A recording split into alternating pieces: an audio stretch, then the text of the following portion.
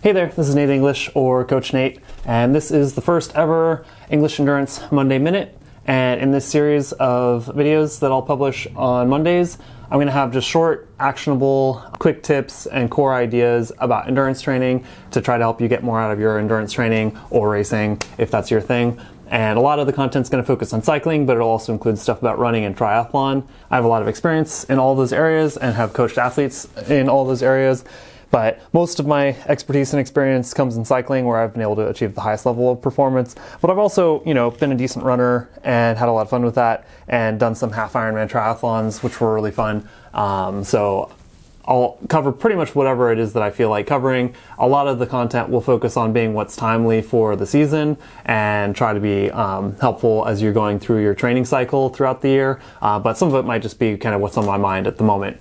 But today, I just got back from a short run. I started up with a bit of a warm-up, doing some core work, and then a few miles easy and a few drills, and then I ran some tempo, and it was nothing fancy. I did some decent rides over the weekend. Today is more of a recovery day, and so I wanted to just kind of outline the key thing that you should be focusing on. So if you're, coming off of a winter break or you've been taking it easy, basically from here until the early spring or mid-spring, depending on where you're at and what events you might be focusing on and when you're trying to peak, you just want to focus primarily on three things. I would think about building your endurance, building your aerobic conditioning, and building your strength and neuromuscular power.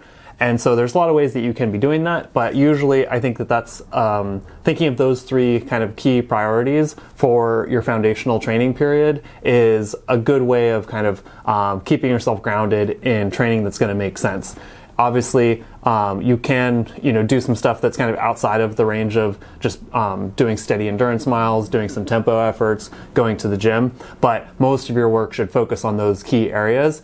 And obviously, everything has to be specific to what is appropriate for you, what is, challenging but not overwhelming in your training, what works for your schedule, and what works for training opportunities that you have, because not everyone has access to a gym, for example, or has gym equipment at home. So maybe doing strength work with weights won't be an option.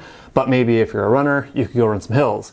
If you're a cyclist, you could do some big gear work and do a lot of climbing so that you build up neuromuscular strength and strength endurance.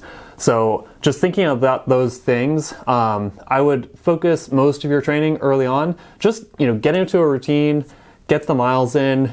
As you feel more and more capable, start mixing in, some tempo efforts, a little bit of work that gets your heart rate up and your breathing up, but isn't so intense that it makes your legs burn and ache from the intensity of going at or above threshold for any extended periods of time.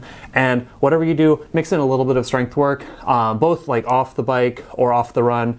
Do some core work so that your core and your trunk are very strong. But if you're doing those activities, mix in a little bit of big gear work, some seated accelerations, some standing accelerations, but just keep them short enough that you're not building up a ton of anaerobic load that you're taking away from your ability to do effective aerobic training because you're doing so much anaerobic work. Little bits of anaerobic work are fine. It's not going to ruin your training, but you just don't want to be doing a ton of that early in the year when you're building up your strength. And then your endurance, a lot of people have scheduling requirements that prevent them from being able to train huge volumes.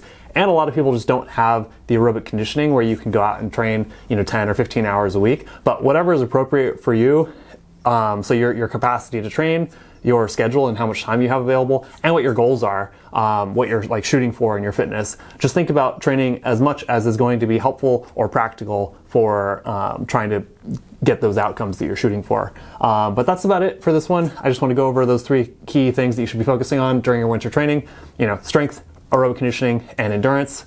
And I'm just going to roll out my legs and have a protein drink and get on with my week, and I'll see you in the next one. Bye.